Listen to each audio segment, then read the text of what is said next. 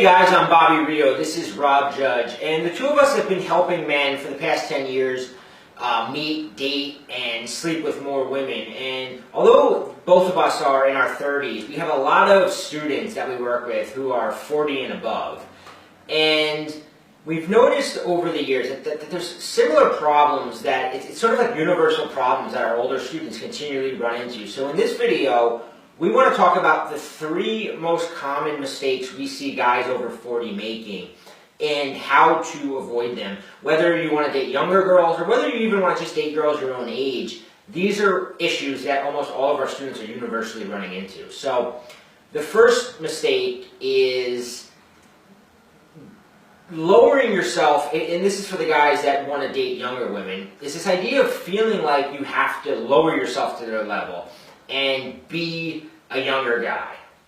Yeah, I mean, it's funny because a lot of older guys don't realize that being older as a man is actually very attractive to most, both younger women and even to older women. You know, a lot of guys, we run to this bias that we look at younger girls and we say, wow, a girl in her early 20s is really attractive to us. But it's not necessarily true when it comes to both younger women and women our own age. It's actually being older, being a little bit older can actually be a huge advantage to dating whoever you want.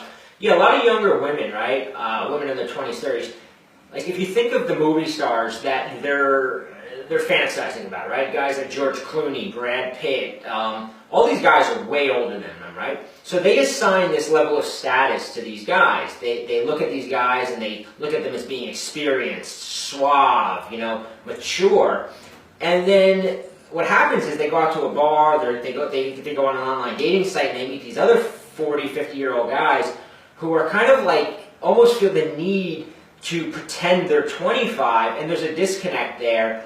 And she notices what you're doing. She notices that that you're uncomfortable being that mature guy, and it's just simply kind of reversing that immediately will make you seem more attractive to women. And older women have the same issue, because when an older woman sees a guy who's in his 40s or above trying to be that younger guy, an alarm bell goes off in her head, and she's like, oh, this guy's just not where I want to be in life. Yeah, I mean, it's something we talk about in a lot of other advice we give beyond just guys trying to date younger women or guys, older guys trying to date, any sort of attractive women. But we always say that when something's incongruent, when something's not, when a woman senses you're just doing something to sort of suck up to them, to make, you're just doing something to impress them or get them to like you, it almost always backfires. In fact, I think it always backfires. So this is something that is true across the boards, but especially when it comes to age, because it's just so funny. So many older guys don't realize that in actuality, being a little bit older, or even being a lot older than a woman that you're attracted to, is actually a positive thing if you know how to leverage it. Yeah, we have guys that, both of us have done live coaching, and we have guys who pay us, thousands of dollars to kind of meet up with us.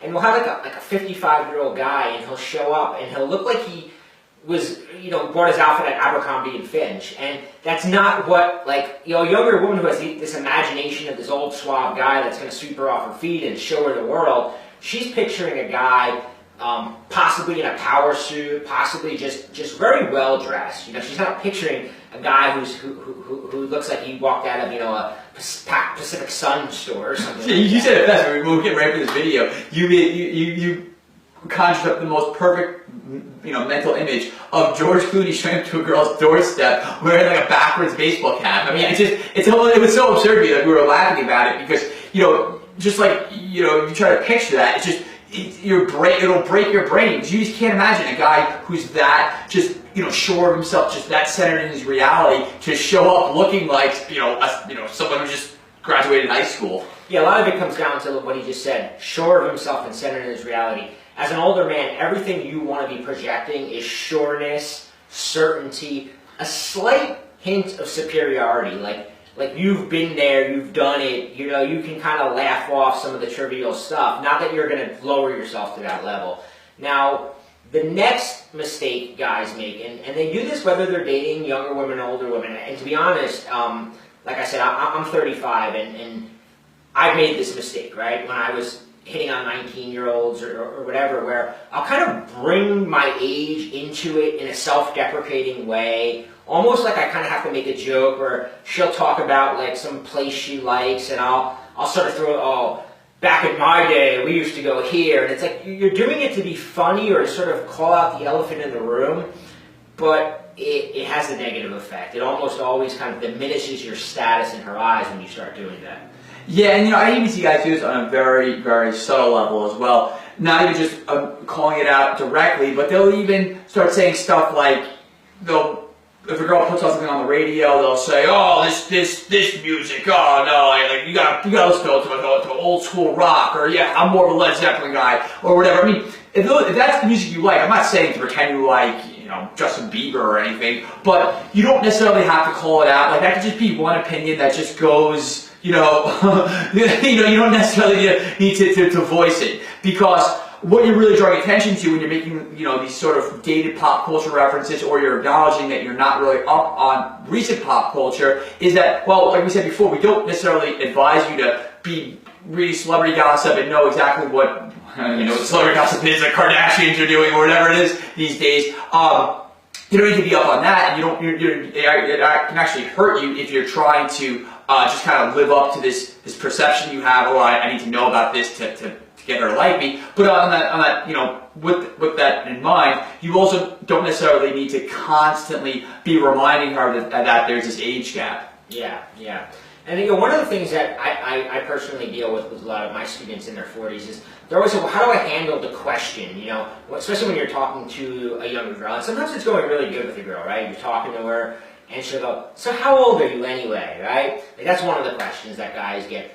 Or from another angle, the girl will throw a test, and older women will do this to you too, where they'll say something like, "So why are you still single at 40? Or why are you still single at 50? Or and then what happens a lot of times is guys go into reactive mode, right? Where they're like, oh, I gotta explain, I gotta make myself look good, I was just really, I've been really focused on my career, or I was in this relationship and now I'm back on my feet, or they go into explanation mode. But anytime you do that, you're subconsciously lowering yourself in the woman's eyes because you're explaining yourself to her, right? You should never have to explain yourself. That's just one of the questions. If a woman ever says to you, "Why are you 40 or why are you 50 and still single?" you just ignore it. You don't even address the fact that she said it. Just go, "Oh, it's so cute on your whatever," or you're so cute when you make that smile. Just change the subject. Off topic. Don't feel like you have to stick on a unproductive subject topic. If you're talking to somebody, a woman, and she's talking about something that's kind of killing the mood, or it's going to be hurtful for your chances with her, just change the subject. They don't like go, "Oh, it's natural, they expect it." And high status people tend to do that. If you notice, high status people, they don't have the tolerance for shitty or boring conversation, so they'll just throw out what they want to talk about. And the woman, because she sees you as being high status, she'll go along with it and she'll be more enjoying of it. So don't feel like you have to answer it. And when it comes to age, I know you, Rob agrees, with things like Tinder and stuff, lying about age is perfectly fine. I mean, Tinder almost encourages it because they give a huge discount to people under 30. So, a lot of guys, kind of going along with what Bobby said, that really, you're not entering some social contract when you meet a girl to answer every single question. This isn't a job interview. You don't have to give her your resume. You don't have to give her every piece of information that she demands of you. If you don't want to talk about something, or especially if what you're talking about isn't bringing you and her closer together, just get off the topic as quickly as possible. And Bobby gave a great way to do it. Just don't even acknowledge the question at all. Hey, it gets fun too. You can have a lot of fun with just changing the subject. If she starts rambling about her dead aunt or her ex-boyfriend, something that's just like killing the mood. Just like, you know what? You change the subject. But the third thing that we want to address, and this is the most deadly of the three mistakes, and this is nice guy syndrome. Now, old guys, young guys, guys of every age fall into nice guy syndrome. But we've noticed with our students that it's particularly common for guys 40 and above to fall totally into the nice guy trap. And I think there's a couple reasons for this. And the two of us were kind of discussing this because we both have this client that he pays us a lot of money. We've been working with him and we're trying to analyzing his mindset. And what we figured out is that with guys in this age group, one of two things happens. One is if they're still single for a reason at 40, and it's because they've been brainwashed by, movies and television that show this like romantic figure, this guy who sends women flowers to work and who's like this perfect boyfriend and this perfect husband, and they have this vision of that's what women want. But in reality, that's not what women want. That's what women say they want, but that's not what they respond to, and that's not what they become attracted to.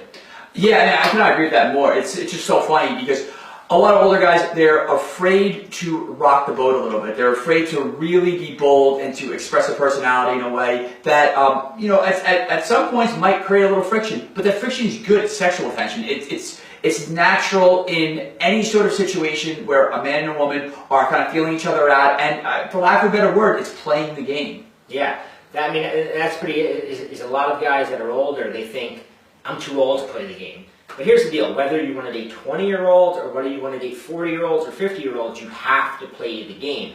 The other mistake that guys run into, right, is some guys come out of relationships, whether it's a marriage or whether it was just a long-term relationship with a woman. And in that relationship, because when you start dating a woman, especially as time goes on, her complaints of you tend to be things like, you're not available, you don't tell me you love me enough, you're not there for me, you're not. And that's the kind of thing a wife will say to a husband, right? But that's not the kind of thing that a girl just meeting you wants. So what we see is a guy who's in his 40s, 50s, they go into a relationship, and if they've come out of a long-term relationship or a marriage, they start trying to overcompensate, and they start being too available. They almost project themselves as this perfect boyfriend to the women they're meeting. But as we've discovered, teaching this stuff for many, many years, women say they want the perfect boyfriend, but they respond to the guy who's a little hard to figure out, the guy who they have to chase, the guy who they're never quite sure of, the guy who they're pulling their phone out going, why doesn't this guy text me back already?